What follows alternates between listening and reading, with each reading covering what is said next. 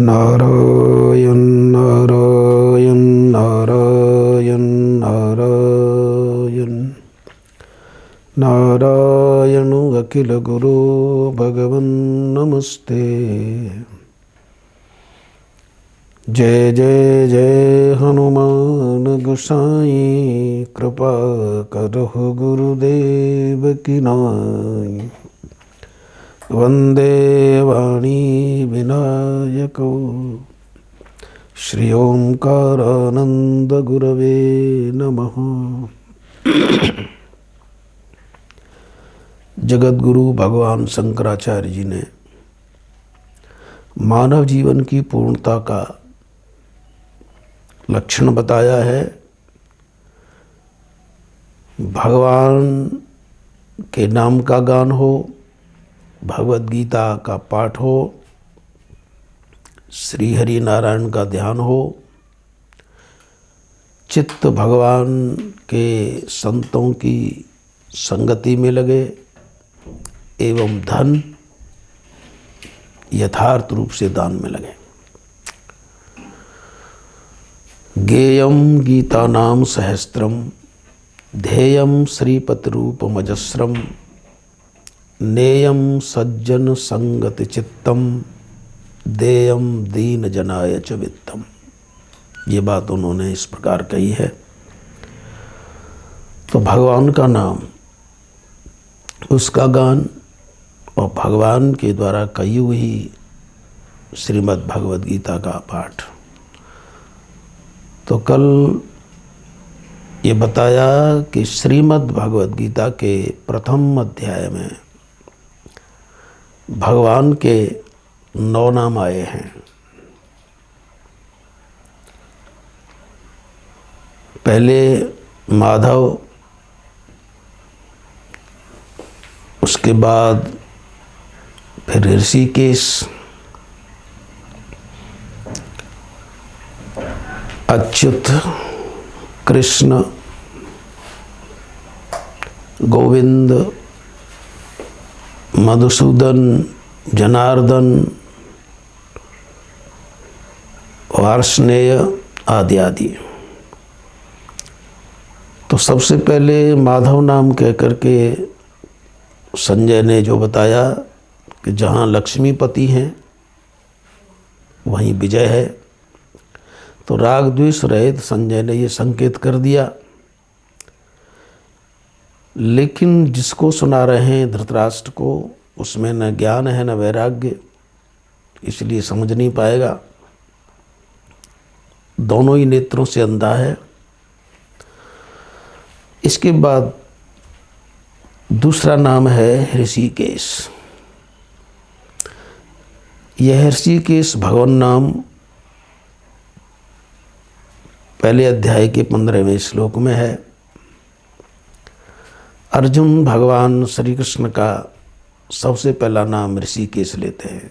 ऋषिकेशम तदा वाक्यमिदमाह महीपते। संजय धृतराष्ट्र को कह रहे हैं कि अर्जुन ने प्रत्यक्ष में ही अपने घोड़ों की लगाम भगवान कृष्ण के हाथों में नहीं दी है, बल्कि वे भगवान का नाम भी सबसे पहले जो लेते हैं वो है ऋषिकेश। ऋषिकेश का मतलब है इंद्रियों के स्वामी। ऋषिक माने इंद्रियां, ईश माने स्वामी।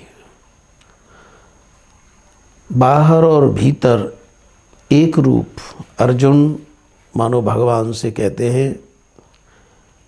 शरीर रथ, इंद्रियां घोड़े, मन लगाम। प्रत्यक्ष में अपने रथ के घोड़ों की मनरूपी लगाम मैंने आपको दी है, क्योंकि आप ही संभाल सकते हैं, क्योंकि आप ऋषिकेश हैं। तो अर्जुन बाहर से और भीतर से तदनुरूप हैं। तो ऋषिकेश भगवान को कहा है। असल में हमारी इंद्रियां बहुत चंचल हैं, जैसे घोड़े चंचल होते हैं। और चंचल घोड़ों की लगाम को संभालना हर एक के बस की बात नहीं है, क्योंकि उपनिषदों में लगाम को मन कहा है। तो इंद्रियां, इंद्रियों की लगाम, इंद्रियों का स्वामी मन, लेकिन इंद्रिय रूपी घोड़ों की जो लगाम मन है वह भी अर्जुन बड़ी समझदारी से भगवान को सौंपते हैं और ऋषिकेश नाम लेते हैं। और यह ऋषिकेश नाम संपूर्ण भगवद गीता में 3 बार आया है। एक तो यहीं प्रथम अध्याय के 15वें श्लोक में, दूसरे 11वें अध्याय के 36वें श्लोक में, स्थाने ऋषिकेश तब प्रकृत्या, तो वहाँ भी ऋषिकेश है। और इसके बाद 18वें अध्याय के प्रथम श्लोक में है, संन्यासस्य महाबाहो तत्त्वमिच्छामि वेदितुम त्यागस्य च ऋषिकेश। तो भगवान वास्तव में हमारे इंद्रियों के स्वामी हैं। इंद्रियां प्रमथन स्वभाव वाली हैं, जबरदस्ती मन को इधर उधर ले जाती हैं। यदि हम भगवान के ऋषि के स्वरूप का विचार करें तो हमें यह दृढ़ विश्वास हो जाना चाहिए कि हम अपने इंद्रिय और इंद्रियों की लगाम भगवान को सौंप दें। और अर्जुन के रथ पर बैठे हुए उनके घोड़ों की बागडोर संभाले हुए हम ऋषिकेश भगवान का ध्यान करें तो हमारी इंद्रियां ध्यान के समय, मन ध्यान के समय स्थिर जरूर होगा। रथ पर भगवान बैठे हैं, घोड़ों की लगाम भगवान के हाथों में है, उनके स्वरूप का ध्यान करें। इसके बाद अगला नाम है अच्युत। और अर्जुन ने भगवान श्री कृष्ण से पहले ऋषिकेश कहा, इसके बाद अच्युत कहते हैं। सेनयोर भयोर मध्य रथम स्थापय में अच्युत। हे अच्युत, मेरे रथ को दोनों सेनाओं के बीच में खड़ा कर दो। बहुत समझदारी है अर्जुन में। अपने रथ को दोनों सेनाओं के बीच में खड़ा करने के लिए भगवान को अच्युत बोलते हैं। असल में अर्जुन कोई साधारण व्यक्ति नहीं है, वो भक्त भी हैं, ज्ञानी भी हैं। और भगवान का अच्युत नाम साभिप्राय ले रहे हैं, अभिप्राय युक्त ले रहे हैं, वैसे ही नहीं। अच्युत शब्द का अर्थ होता है जो कभी भी अपने स्वरूप से विचलित न हो। ये ज्ञान की दृष्टि है। न च्यवते स्वस्वरूपात इति अच्युतः, जो अपने स्वरूप से कभी विचलित न हो। और भगवान का स्वरूप क्या है? वो निर्गुण है, निराकार हैं, असंग हैं। ऐसा ही महिमा ब्रह्मणस्य नो कर्मणा वर्धते नो कनीयान। श्रुति भगवती कहती है कि उस परमात्मा का ये स्वरूप है कि उसके द्वारा कोई छोटा काम होता है तो वो कनिष्ठ नहीं हो जाता, और बड़ा काम होता है तो वो महान नहीं हो जाता। वो बिल्कुल समता में स्थित है, उसके स्वरूप में कोई विकार नहीं होता। तो अर्जुन मानो कहना चाहते हैं, हे अच्युत, मैं जानता हूँ आप मेरे रथ को दोनों सेनाओं के बीच में खड़ा कर दो। मेरा रथ हाँक रहे हो तो संसार के लोग तो समझते होंगे कि तुम मेरे सेवक हो, लेकिन मैं जानता हूँ रथ हाँकते हुए भी आपके स्वरूप में कोई विकार नहीं है। तो अच्युत नाम ज्ञान की दृष्टि से साभिप्राय है, आपके स्वरूप में कोई विकार नहीं होगा। आप सहज हैं, निर्विकार हैं, असंग हैं। असंगोयम पुरुषः, अव्यय हैं, अच्युत हैं इसलिए। और भक्ति की दृष्टि से अच्युत का तात्पर्य होता है न च्यवते, यानी जो कभी भी विचलित नहीं होता है।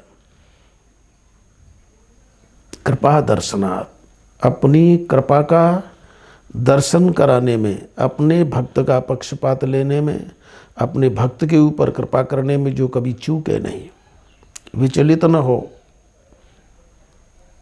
तो भक्ति की दृष्टि से भी अच्युत हैं। ज्ञान की दृष्टि से भी अच्युत हैं। तो ये अच्युत नाम यहाँ 21वें श्लोक में है, और अंत में संपूर्ण गीता सुनने के बाद अर्जुन भी पहले तो रथ खड़ा कर रहे हैं तब अच्युत कहते हैं, और इसके बाद जब भगवान श्री कृष्ण पूछते हैं मैंने संपूर्ण गीता सुनाई तुम्हें तो क्या मिला, तो वहाँ भी अर्जुन भगवान को अच्युत बोलते हैं। नष्टो मोह स्मृतिर्लब्ध्वा त्वत्प्रसादान् मया अच्युत स्थितोऽस्मि गत संदेह करिष्ये वचनं तव। हे अच्युत, आपकी कृपा से मेरा मोह नष्ट हो गया। तो भगवान का ये अच्युत नाम विशेष है। भगवान के स्वरूप में कभी विकार नहीं होता। छोटा काम करें छोटे नहीं होते, बड़ा काम करें बड़प्पन उनमें नहीं, वो तो सहज हैं। तो इस प्रकार अच्युत नाम ये निर्देश करता है। अर्जुन कह रहे हैं कि जैसे आपके स्वरूप में विचलन नहीं है, आप मेरे सखा हैं, मुझे भी शक्ति दो, मेरे स्वरूप में भी कोई विकार ना हो, और मैं तटस्थ रह करके दोनों सेनाओं के वीरों को देखना चाहता हूँ, इसलिए मध्य में मेरा रथ खड़ा कर दो। तो इस तरह जो भी नाम भगवत गीता में है वो साभिप्राय हैं, ऐसे ही नहीं है, क्योंकि भगवत गीता का लेखन विशाल बुद्धि श्री व्यास जी ने किया है। तो ऐसे विशाल बुद्धि भगवान व्यास को नमन है। भगवान नामों का स्मरण हम करते हैं और भगवत गीता का स्मरण करते हुए आगे भी भगवान के नामों का हम विश्लेषण करेंगे। तो गेयम गीता नाम सहस्त्रम ध्येयम श्रीपतिरूपमजस्रम नेयम सज्जन संगत चित्तम देयम दीन जनाय च वित्तम।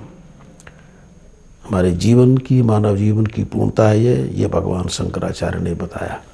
तो आगे भगवान का नाम फिर श्री राम जय जय राम, श्री राम जय जय राम, श्री राम जय राम।